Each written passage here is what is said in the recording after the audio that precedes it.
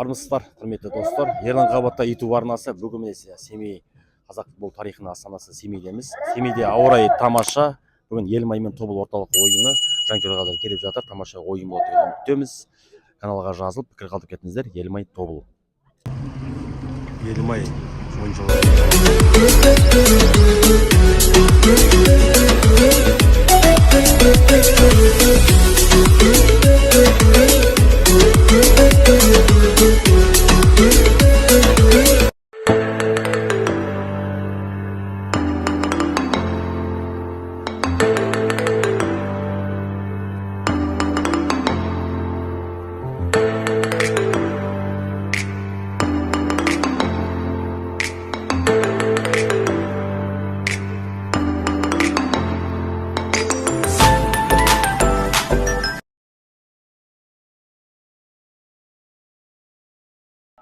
құрметті футбол сүйер қауымымыз, Елімай мен Тобыл арасындағы алғашқы кездесу Қостанайда 4-2 есебімен Тобылдың жеңісімен аяқталған еді.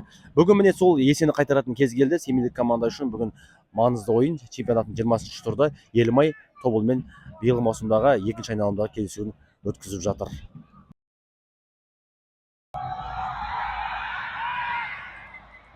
Бірақ ойын жалғасып жатыр. Әдерше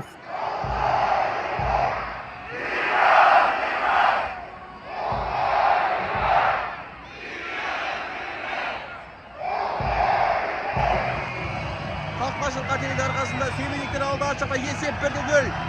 Елімай алдыда. Ойынның есіңіздер, құрметті достар, міне голдың авторын қазір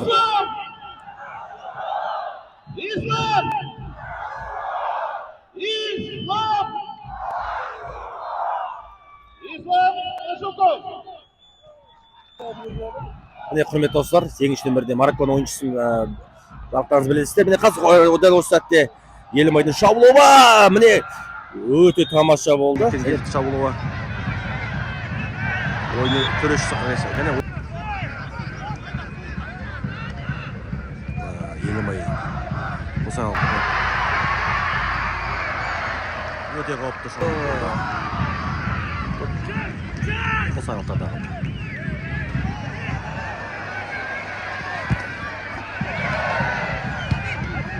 қосағылтарын бүгінгі ойында кезекте болушыларына добы және ойынның ережесі бұзылды. Құрметті достар, сонымен бірінші тайм аяқталды. Енді бірінші тайм туралы өз ой пікіріңіз қандай? Есеп 1-0, жалпы екінші таймнан не күтесіз? Екінші тайм не күтесіз? Енді бірінші тайм жайлы ғой жалпы, иә. Елімайға ауыр болып тұр ойын. Дегенмен ойын деңгейлес. Тобылдың сәл басымдылығы байқалады. Енді оны жоққа шығаруға болмайды. Өйткені осы чемпионатта ең білікті, осы мықты деген легионерлер жинаған командалардың бірі Тобыл. Легионерлердің арасында ең жоғары деңгейдегі легионерлер. Сондықтан енді күресу керек. Өзінің орталық стадионында, өзінің үйінде Елімайға енді тізе бүктіру деген ол енді өте ауыр болады.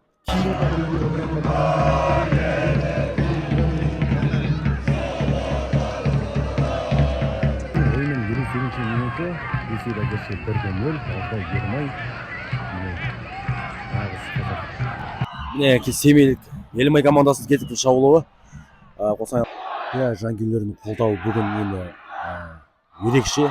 Елімай командасына деген өздеріңіз естіп тұрсыздар. Сұмдық мынандай Семей жалпы футбол жанкүйерлері тамаша екен. Стадион қалаққа толтырды. Бүгін ойын шалмасын жүгірді. Ислам Ашықовтың орнына алаңға 11-ші нөмірде және аса тамаша көрініс. Кешкі уақыт, екінші тайын ойын қосайлықтарға жұмыс істеп жатыр. Уақыт себебі есеп олардың пайдасына емес, және семейліктердің қауіпті шабуылы Елімай командасы қазір семейліктер қазір орындай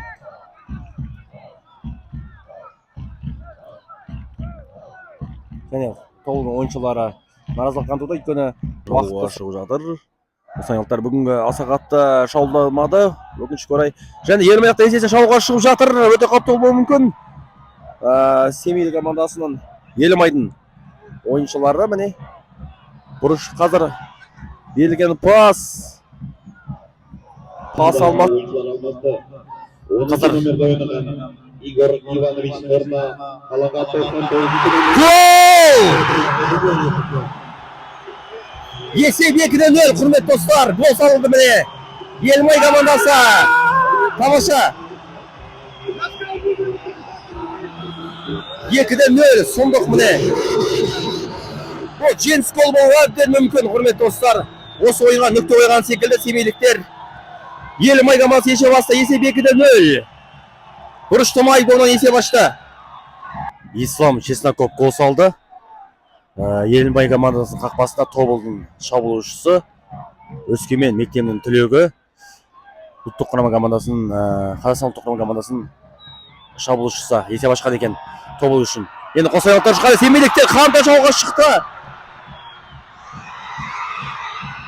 Ай, қақпашын бірге бір қап, қандай бүкітті міне. Роман Мұртазаев құрып жіберді міне. Қақпашын жеке дара қалып, бұл ойынның нүктесін қойға болар еді. Және Тобылда бірде шабуылға шықты, қосайлықтар кімбек жасау үшін қаншалықты қазір шабуылға шығатын көретін боламыз. Ойын аяқталды, жеңіске Елімай жетті, құрметті достар. Есеп 2-1. 2-1 есебімен Елімай жеңіске жетті. Чесноковтың голы өкінішке орай тым кеш соғылған секілді. Бұл Елімайлық ойыншылар өз жанкүйерлеріне алғысын білдіріп жатыр міне. Андрей Карпович мырза биылғы маусымда Елімайды алға сүріп кеткен сіздер жақсы білесіздер. Барша Елімай футболистері дәл осы жерге келді міне.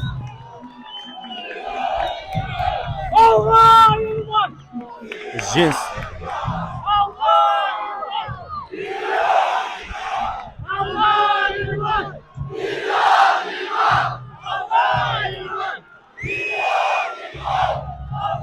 Тамаша міне бүгін нағыз футбол мерекесі болып Семей қаласында.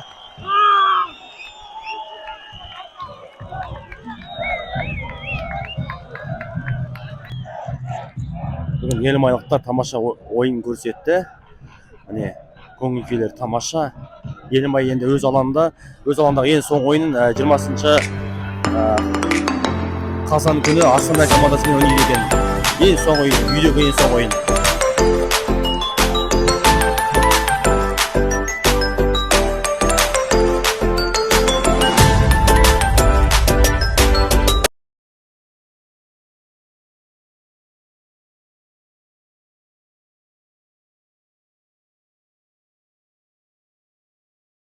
Футбол сүйер қауым, матч аяқталды. YouTube блогқа кішігірім болсын YouTube блог түсірген едім.